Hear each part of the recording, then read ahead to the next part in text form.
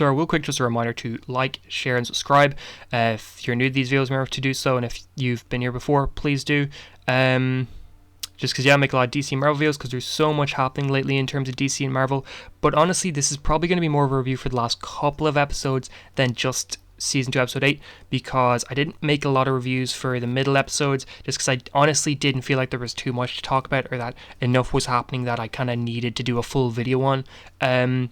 But last night, literally after the episode aired, minutes after the episode aired, it came out that Wallis, who was a main actress on Krypton, is now playing Kane in Batwoman going forward. So Ruby Rose is off the show pretty much completely now.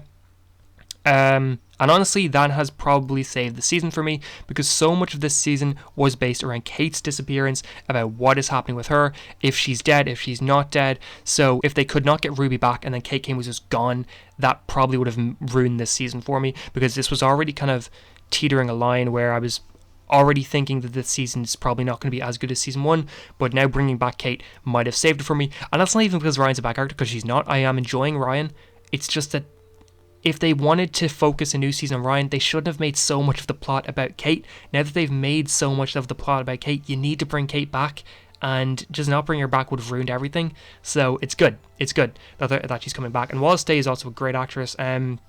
Plus, if this means that we can have Kate regularly around now, so that she doesn't just disappear, and that we can actually finish up some of her story arcs, then perfect. But yeah, some of the stuff that I'm not crazy about this season so far is the Sophia stuff, the Coriana stuff, all that. I'm not thinking Sophia is a great villain, mainly because it feels like it's just a lot of retreads from what Arrow did with Rage, Sarah, and Nyssa. Coriana itself is basically Lian Yu. You know, it's an island in the middle of nowhere that nobody can find, that has magical properties to it. That's what Lian Yu was. It's also obvious they're using the Lian Yu set, because pretty much all the CW shows will use the Canadian kind of forest beside a big river at some point in their shows. The 100 used the Lian Yu set all the time, so it's really noticeable to me now. So I've been noticing that this is just the same Lian Yu set, which doesn't help it at all. I actually do really like the Alice and Ocean stuff. I think that they have one of the more interesting character stuff going on this season. Julia Pennyworth is a great character. She hasn't been in much of the season so far. She's only really gotten maybe 3 big scenes, but over the scenes she's had, she's done some really interesting stuff. Like, she was the one character to figure out that Tommy Elliott was not Bruce Wayne. She had a great scene with Alice in the car in around episode 3, and then in this, she shows up and she immediately takes down one of Sophia's goons who had been taking out Luke and Mary. So that was really good in my opinion. I think that they're really doing Julia Pennyworth a good job, because she's a character that's never really gotten a lot of due, so she's getting that in this. I'm still not fully on board with Ryan's character. I think that her dynamic with all the other characters like Luke, Mary, and Sophie is great, but I'm not entirely, I guess, interested in her character. I don't think they're doing her as a solo character much justice. Her scene this episode where she was dying and she was with Sophie was really good. Also, the soundtrack of this episode was much better than usual. I don't know what it was, but they used a lot of cool motifs in this episode that I thought really helped it. But yeah, Ryan's strengths are her scenes with other characters. I don't think a lot of her Batwoman stuff is especially interesting at the moment. I think she needs to get more to do there, but it also doesn't help that a lot of her stuff so far has been her getting beat by other characters. Like, when she comes up against a villain or a goon, more times than not she's kind of gotten beaten so far.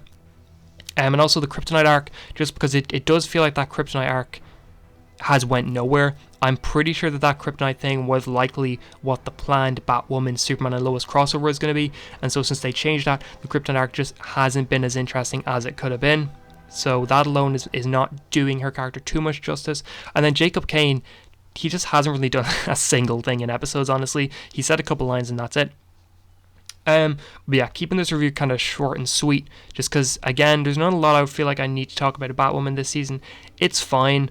I'm not hating it, but I'm not exactly loving it either. I think so far out of the 5 shows... Wait, do we have 5 shows? Out of the 4 shows we've had so far, I think Batwoman is probably the weakest. And that could change, obviously, but I do think that they're not doing a ton of crazy cool stuff. But yeah, the show was definitely starting to get worrying with the fact that everything was leading up to Kate. But I think now that they do have a Kate figured out, I think it's heading in a very, very solid direction at least. So hopefully it does keep up that momentum and it keeps going up and up and up. But yeah, how do you feel about Batwoman so far? Are you liking it? Are you hating it? And please remember to like, share, subscribe, and all of that. And I hope you have a great day.